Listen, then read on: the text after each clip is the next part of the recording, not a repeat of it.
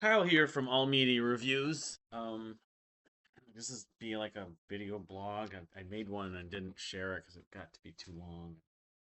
Uh, I got two new records. I never showed my other Kevin Gilbert ones, but haven't opened them. But the Monkeys, what is this? The Pisces, Aquarius, Capricorn, and Jones. Um, Cut from the original. It's a reissue, limited edition 5,000. Liner notes by Andrew Sandoval. Joyce would appreciate this, of course. And then I got Native Construct. I haven't opened these, but this video isn't necessarily about showing those. I did get this also, the Pisces blanket, um, which Joyce would have wanted. It was kind of like my Christmas present to her. Is this the right side? Maybe it's the wrong side. I shared it, I think, on social media, on Instagram, and anyway, a little soft blanket. So, in my collection of these things, um, jeez.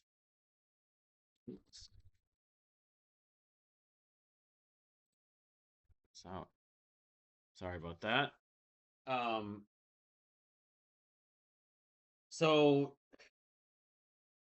yeah, I mean, I talked about I went to the Prague burlesque thing. It was Prague rock and burlesque. Joyce and I had gone to a burlesque dancing years ago at Memory Lanes, which was her thing, and she liked it. But I went over the songs they did.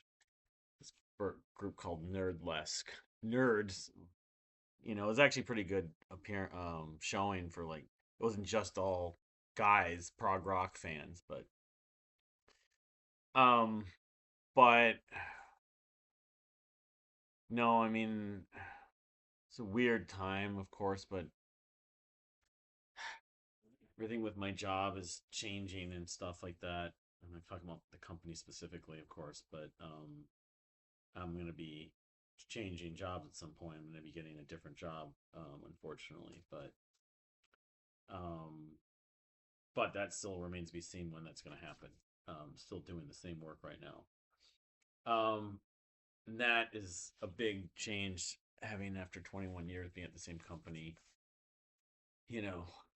Um, but the other thing is a good friend of Joyce's, friend Saundra, who I've been talking to a lot, especially the first few 3 months or whatever it would have been, a lot, like almost every night after she passed away, um, has been in the hospital off and on. Um, since October, but now she's been given like 4 weeks to live, in hospice. She's going to be going into hospice. I posted it on social media.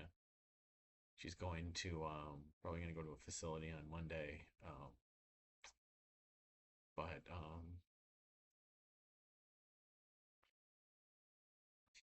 I mean,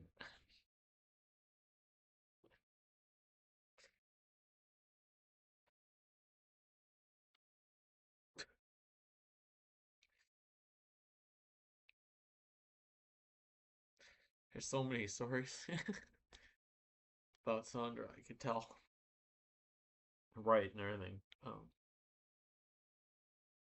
mean, I didn't meet her. I didn't meet her right away when I met Joyce. But it wasn't that soon after. Um, she was the thing about it is like when I met Joyce, I was gonna soon introduce her to my friend John, who's been on many videos with Joyce, and like I've known John since 2001, or actually I met him earlier than that, but which is something I'll talk about in a minute, a little bit related to that, but John was like my best friend, you could say, in a lot of ways. The one I would talk to regularly. I used to talk to him. I don't talk to him nearly as much now, even after Joyce passed away. He's just hasn't been as available. But I mean, I did go to the Prague burlesque thing with him the other night, so I have seen him here and there. But John was sort of my one friend, my one regular friend I talked to. And while Joyce had other friends and friends that she had been friends with longer than Saundra, for better or for worse, was the friend she probably talked to the most about a lot of things. And Saundra, in effect, knew Joyce better than even her like longer time friends in a lot of ways. In a lot of ways, not necessarily like everything, but just in general. She knew the most of Joyce's friends. She met Saundra in 2000. I think it was in 2000. Pretty sure it was in 2008 at Barnes and Noble. Saundra wasn't from Minnesota. She came from originally was from Chicago, but she came from Florida. She'd been in New York City during 9/11 and everything, and she had been in other parts of the country at points, like Seattle. I think she said she was in like Colorado or Las Vegas at one point, maybe in California. She'd moved around. She's older than Joyce and I. Joyce is a year older than me. Was born a year before me, but Saundra was born in like 1960. So, but not that long after I met Joyce, I don't know if it was before the birthday party, but the big event I think of a lot of times with when I met Joyce in 2011 was when I went to her birthday party. I don't know if it was actually on May 4th. I have to look at the dates again. Um, I could do that real quickly here. It wouldn't take that long. Um, 2011. It was May. It might have been a Wednesday night, but I May 4th was a Wednesday in 2011. So I kind of believe it was probably done on a Friday. It was probably on a Saturday night. Yeah. So it's probably May 7th. Well, likely we did it on May 7th. We went to Bryant Lake Bowl, and I met several of Joyce's friends for the first time. I'm not sure if I had met any of them previously, but a bunch of because she would have these big birthday parties, and even some people that went to that birthday party in 2011 at Bryant Lake Bowl in Minneapolis off Lake Street. Um, that was the last time I ever saw them. A few of her friends that, for whatever reason, just she didn't remain in contact, and I don't remember all the details, but a few of them. But a number of them, though, obviously, I end up seeing many more times and get still talked to now. Shannon and her friend Shannon, her friend Rhonda, and her friend Bernetta. Um,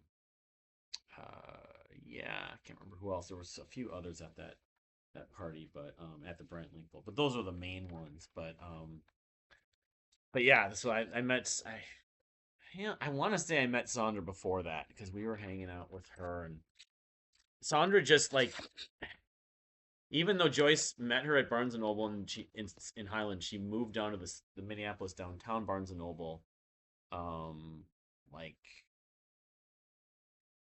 2.5 years later. I'd have to look at her Facebook stuff, but it was only a few years, so she only worked with Saundra for a short window of time at the same store. But she remained in contact, and Saundra ended up meeting a lot of Joyce's friends through different resources. Um, After that like the people that she met at the downtown store and smaller amounts the work she did after that at St. Kate's in school and um at the history center too to some degrees but there's yeah I mean we do Christmas with her every year. We do her birthday party. First, we'd have Joyce's birthday party. We didn't do a birthday party for me. She probably would insist on that. I actually think guess it still could do it, I suppose. I'm gonna have to try to do a bigger event for my birthday, maybe. I don't know, but I concerts, restaurants. We went to many movies together, like screenings and stuff like that, and you know, I guess I think of probably the most frequent experience with Sandra was just Joyce calling her and being on the phone for many hours. And she would not like it when I would chime in. And then at some point I'd be chiming in and Joyce would be like, "Do you want to talk to her?" um, but Sandra's really into movies and television and Hollywood, and fashion and music. I mean, she's into music. She had a big passion for music, and even her taste in music probably went into different areas than Joyce's did. I mean, she liked Muse, for example. I don't know if she's like huge into Muse, but She went to Josh Rouse. You can't even see little Kaja right now, can you? The kitty on my lap, and now the camera's out again. I'm sorry about that. That's the problem with this. Um, she went to Josh Rouse with Joyce at least once or twice with the Dakota. But I mean, a lot of those photos I've been sharing, I shared on the Karen Bridge and on Facebook and on the in that window of time, Saundra was in there. So, but having this, come up with her health, I mean, when I got diabetes in 2000, well, I was 19 actually, technically.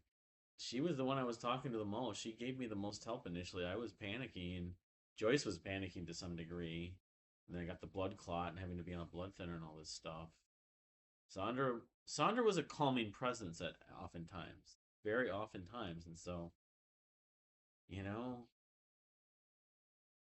sometimes you just, I guess, when you have people in your life that you really are helped by, and then they're not available, you have to find someone new.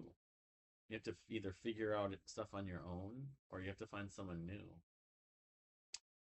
Um, I have to figure it out, I guess, but um,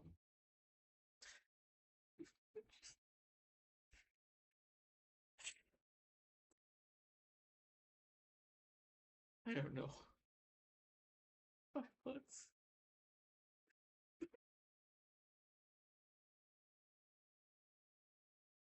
They call it compound grief.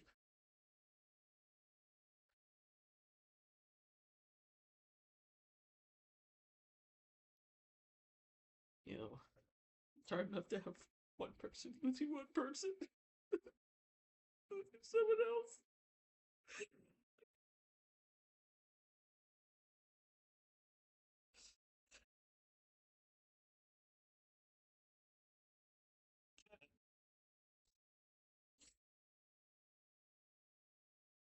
And seeing therapists and everything, and they said this is what it is. It's been talking to all the widow community and stuff. That you have to go through this stuff, and so that's what I was going to talk about. I forgot. You know, January 25th, 2011 was the date that I met Joyce at KFAI. He'd never gone there.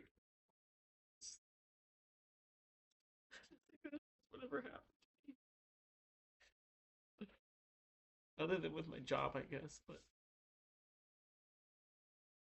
maybe I don't know. Um, but it's weird how when your life does this to you, where you make one decision and it completely alters. It's almost like the Back to the Future, all these science fiction scenarios where things can change a little bit and everything's changed from your whole life can go in a different direction. Um, I didn't have to go to cafe. I didn't have to go there. It wasn't that important. I mean, I don't want to say this is all just in retrospect, but in the grand scheme of things, which by the way, hold on a second.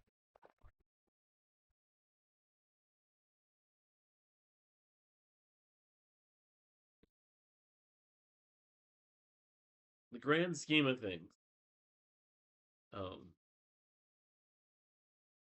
I didn't have to go to KFAI radio.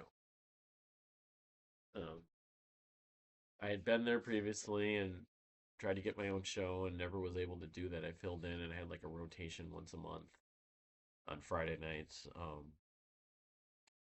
But then I filled in for a while for this one state show, and then a friend of mine requested a song that I shouldn't have played, and so I was suspended, and I just left the station. I just decided to just take a break and just not do it anymore. And I started doing podcasting with my friend a few years later. It was like whatever that was, 3 or 4 years later. Um, and it just occurred to me like and my work was right not that far from there, that KFAI radio has those studios.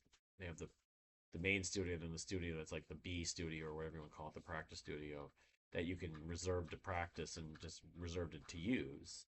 And it just occurred to me, well, I could make much better sounding podcasts at KFAI if I went back there. And I remember I went to the Dean McGraw benefit when he was still dealing with his cancer down at the artist quarter. I think it was the no one. Yeah, it was the artist quarter, St. Paul. And I talked to someone there, and they said, yeah, why not go back to KFAI? It's been a long time. I don't know if it was that Vanessa Lopez or it was someone else. Um, but so I decided to do that. I was really hesitant to contact, Pam, um, who I knew there as the volunteer director previously. I'm like, if you guys would have me, I would be interested in volunteering. So I did it in the library, and I knew some people there. Elmar and George are the two people I knew the most that were still there. They still had their own radio shows themselves, so they were still at the station, and they still did stuff in the music library. And the music library would meet every Tuesday. I think I told this on the right after Joyce passed away in that video, but would meet every Tuesday night or Tuesday afternoon rather.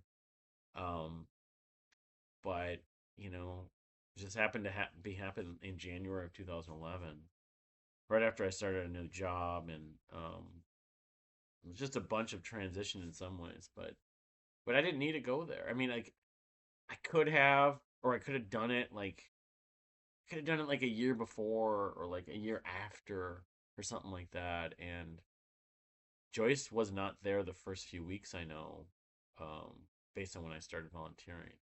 She wasn't there the first couple weeks, but um, I may have mentioned in the blog. I can't remember around that time. But then it was that Used Radio has it, kind of dictates it. We told when she was first there. It was on. She had been volunteering at the radio station at KFAI for at least 6 months. It was at least the summer of 2010 when she started. She went there to get experience so she could get a reference to get into St. Kate's to do. She wanted to archive music, and she didn't get to get her master's degree at St. Kate's in library science, but she needed that experience as a reference, so she did that. She was also doing it, as I came to learn later, to meet people. She was hoping maybe to meet someone, and she had done the same thing at the Cedar Cultural Center like a year and a half before that, like 2009, and she wasn't having. She liked the Cedar Cultural Center volunteering because you got free tickets to concerts, but it was literally down the road from there. I mentioned this in her eulogy, um, but you need to settle down. Um, no, she had been there for 6 months, but she just needed that reference to get into St. Kate's. Now she didn't get into St. Kate's till literally like late in the fall. It was when I was remember when she was studying for the St. Kate's like placement test, because she had to do this because of various reasons on her GPA and everything was from her undergrad. They made her do this. I think that's the reason why she was having to go through these questions in this standardized test she had to take to get into, but she also needed the reference. But it wasn't literally for another 9 months before she reapplied. Because she had applied once previously and didn't get in for the master's program, the master's of library science, information science. But it's very possible that I would have gone to KFAI in like 2012 or something, and I don't know, or I would have been earlier, and I wouldn't have run into her. It's also possible I just would never have run into her, depending on how much I was getting out of the volunteering. So, yeah, it was just kind of circumstance that happened, and I met her that way, and then obviously I met her and got to know her as a friend, and then eventually started going out with her. The different experiences we had in March of 2011, especially where she wanted to go to Cheapo and look for records, and I wanted to watch the basketball tournament. I'm like, no, let me go. The basketball's not that important. This is a girl. Maybe she likes me. And then when she wanted to practice, and we were bugging her to take the certification course to like get on the air, maybe if she wanted to. She had been at the station for almost a year. She didn't want to do that, but So then she wanted to practice and went to memory lanes for the bowling alley for something to eat. I don't remember exactly how that whole thing. I found the text. I found the message on her Facebook chat, but suddenly she just said, "You got to help me." She said, "You want to help me go over at KFAI?" And I didn't realize half of her motivation was to sort of flirt with me a little bit. Um, I didn't know that. I mean, I kind of wondered, but I wasn't really putting two and two together. So, and then the rest is kind of history. We dated, and you know, we didn't live together until, in effect, actually 2017 after we got married. But I was spending most of my time at her mom's place, anyways. It was flip flop. The early days she was at my place, my apartment, and she did a few of the psych podcasts with us, and she's on my YouTube channel. When I started that in 2014, the record store day stuff. But um, yeah, I wouldn't have met her, and none of this would have happened. I don't know where I would be. I probably would have done YouTube though, but I don't know if I would have ever met her. I would. It's also possible I just never would have gone out with her, and because she wasn't like I wasn't exactly what she was looking for, from what I know. But she wanted a musician, someone who wrote her songs. But I don't know. She liked the fact family was important to me, and she liked the fact. Here, I don't know. There was just something else about me she did admire. Maybe her previous experience of men weren't as good or something like that. But we got married, and buying this place in 2019 finally. But after a few years after we got married, and then with the stuff from COVID happened, and we were here, and then what happened in the last 5 months. Um, but now with her friend Saundra, it's another layer to it. You know, I mean, people aren't going to live forever. I get that. If you live and other people, if you live a long time, you're going to witness people that you're close to, that you care about, not necessarily live as long as you. But I mean, her and Saundra. There's a picture of myself, John, her, and Saundra at the Minnesota State Fair. That was from 2017. I mean, you could say it from her birthday party in 2024, even, but it's like the Back to the Future picture. It's like these people are here and these people aren't here. But maybe we'll all meet each other on the other side. That's got to be some kind of peace of mind and hope. But what I'm getting at too, I didn't even bring this up. So, given that it's 15 years, this in a few weeks on the 25th of January, 2026, it'll be the 15-year mark from when I met her. We're gonna hold something at the radio station. It's a private event. It's not like anyone and everyone who finds out about it can just come down to the station and do it. We're gonna be doing it. It's gonna be with her friends, and a few of my friends, but people at the radio station, people she knows. She knew her at that time, and then people that are just know her now. But and then that's during the day, probably on Sunday the 25th of January. And then on at 2 a.m., friend Georgia has a show called Sonic Pleasure she's had since 2000. Show that I actually applied for myself and didn't get, but I'm glad haven't been doing a 2 to 5 a.m. show. That would have been for years upon years. Georgia is a trooper in that sense. We're gonna do a tribute to Joyce, largely with her music, like the music she loved, not her own personal music. She didn't really have any of that other than a few nursery rhymes. That some of the widows have liked, that I've passed along to them. But no, I mean, we're gonna play a lot of her music. Her show's 3 hours, and it's with her husband, I guess, Al, Georgia. But Monkeys, Michael Nesmith, but hopefully some other stuff like your George Michaels and Hall and Oates, and to think about a few other. I mean, maybe Mayer. I don't know, Mayer Hawthorne, or Josh Rouse or something else. There's so many different artists I could go through to pick and play a song to represent Joyce. But the other thing I'd like to do, if we can, we're gonna verbally talk about her.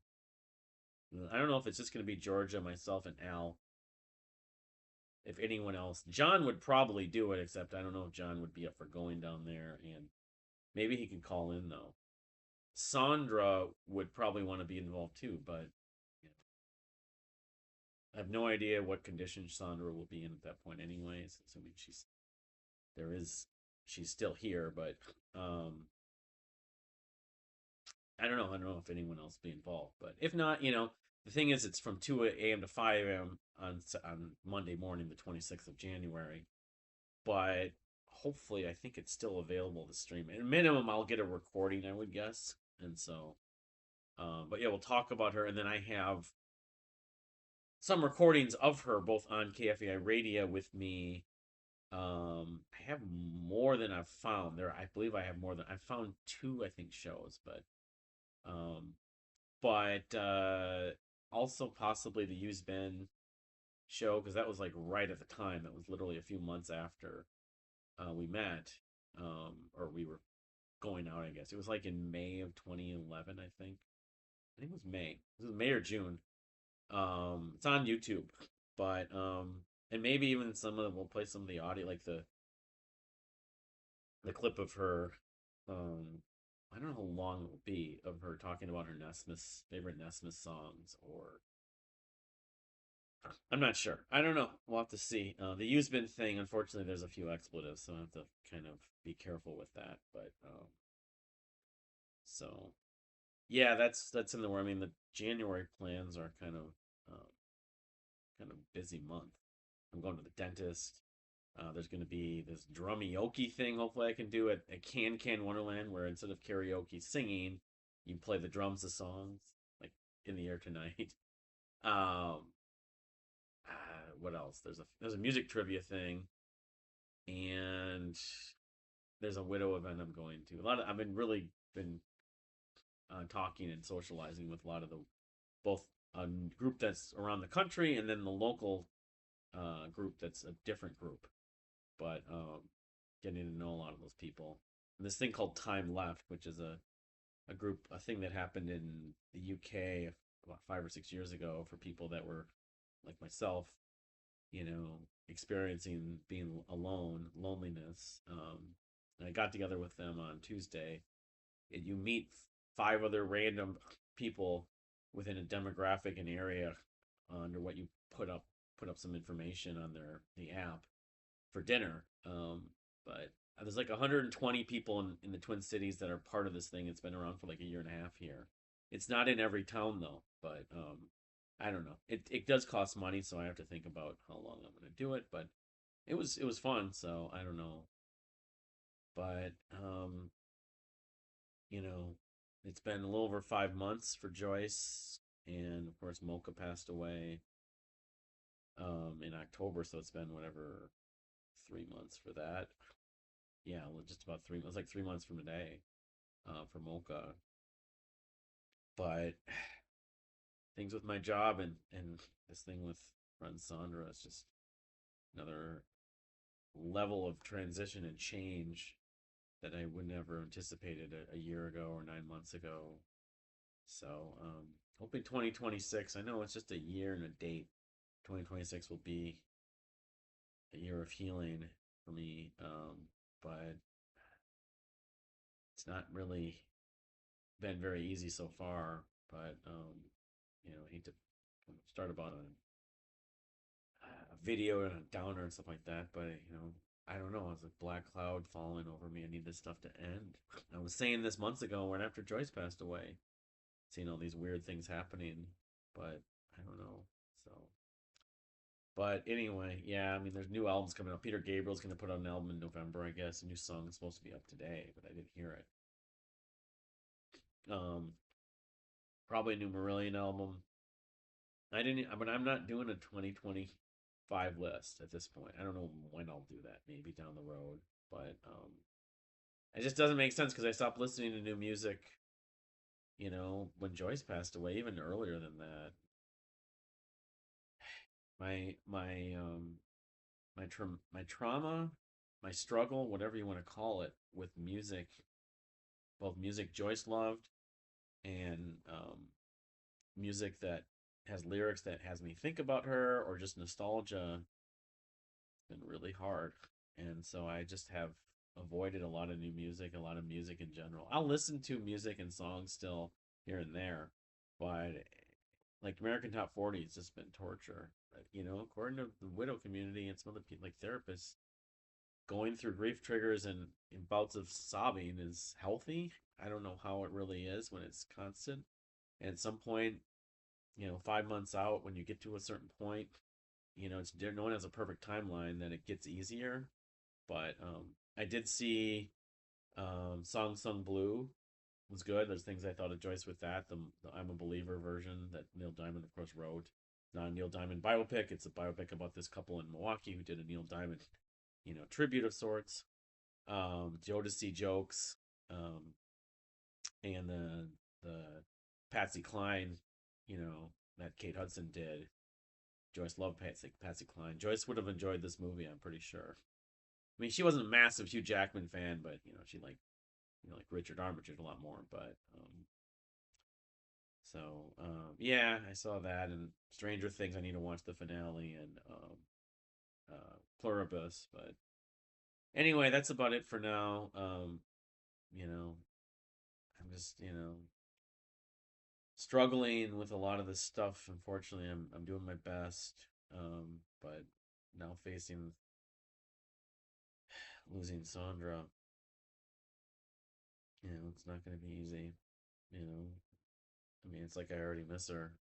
I'm gonna go see her at the hospital tomorrow. So, but anyway, thank you for watching, and we'll see you next time.